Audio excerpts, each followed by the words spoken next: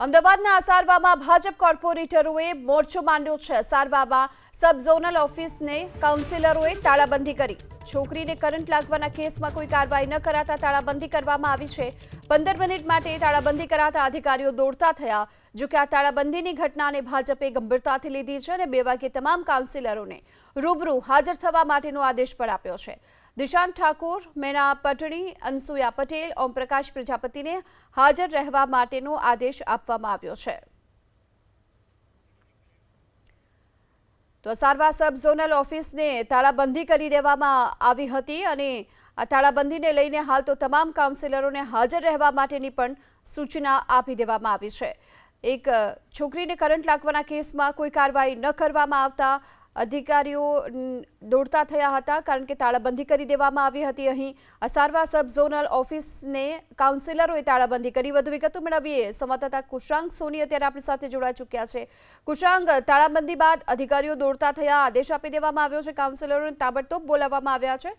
શું માહિતી મળી રહી છે તેને લઈને? તો આ તાળાબંધી નહીં પરંતુ એક સ્ટન્ટ ચોક્કસથી કહી શકાય, કારણ કે 15 મિનિટ માટે અસારવાના કોર્પોરેટરો છે તે સબ ઝોનલ ઓફિસ પર પહોંચ્યા હતા અને રજૂઆત તેમની માત્ર એટલી હતી કે એક બાળકીને ગઈકાલે કરંટ લાગ્યો હતો, જેના મામલે અધિકારીને જાણ કર્યા બાદ અધિકારી અત્યાર સુધી કોઈ કાર્યવાહી નહોતી કરી। આ 4 કોર્પોરેટરો અહીંયા આગળ જોઈ શકાય છે ચૂંટાયેલા જનતાના પ્રતિનિધિઓ હોવા છતાં પણ જે સબ ઝોનલ ઓફિસ ખાતે આવતા મુલાકાતીઓ છે તેમને મુશ્કેલી પડે તેમ ખુરશીનો અડીંગો જમાઈને અહીંયા આગળ બેઠેલા છે।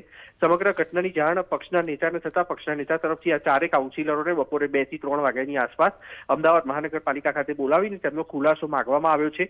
સવાલ ઉભા ત્યાં થઈ રહ્યા છે કે આગામી વર્ષ કોર્પોરેશનની ચૂંટણીનું વર્ષ છે, ત્યારે પોતાના અસ્તિત્વને ઊભું રાખવા માટે અથવા અસ્તિત્વને ઉજાગર કરવા માટે આ પ્રકારની કામગીરી કરવામાં આવી કે પછી યોગ્ય રજૂઆતનું અધિકારીઓ ધ્યાને ન લેતા આ પ્રકારે કોર્પોરેટરોએ કામગીરી કરી। સમગ્ર મામલે 4 કોર્પોરેટરો સાથે ટેલિફોનિક વાતચીત કરાઈ ત્યારે વાત પર પણ પડદો નાખવાનો પ્રયાસ કરવામાં આવ્યો। જે સ્પષ્ટ સૂચવી જાય છે કે પોતાની હોદ્દાની રૂએ અધિકારીઓને દબાવવાનો અને નાગરિકોને બાનમાં લેવાનો આ 4 કોર્પોરેટરોએ પ્રયાસ કરી અને તાળાબંધી કરી હતી, જે માત્ર 15 મિનિટ માટે હતી અને તે બાદ આ તાળાબંધી ખોલી અને અત્યારે સબ ઝોનલ ઓફિસને પુનઃ કાર્યરત કરવામાં આવી છે। જી આભાર આપનો આ સમગ્ર માહિતી બદલ।